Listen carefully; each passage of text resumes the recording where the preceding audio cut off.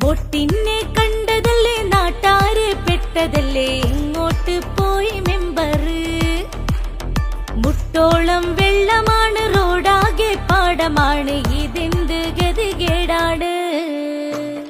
കത്താത്ത ബൾബുകളും മുറ്റാത്ത പൈപ്പുകളും മെമ്പറെ കൊഞ്ഞനമാട്ടി ഈ നാടിന്റെ വിധിയാണ് വോട്ടിന്റെ ദിനമാണ് ഇതിനാണ് കാത്തിരുന്നത് വോട്ടിനെ കണ്ടതല്ലേ നാട്ടാര് പെട്ടതല്ലേ ഇങ്ങോട്ട് പോയി മെമ്പർ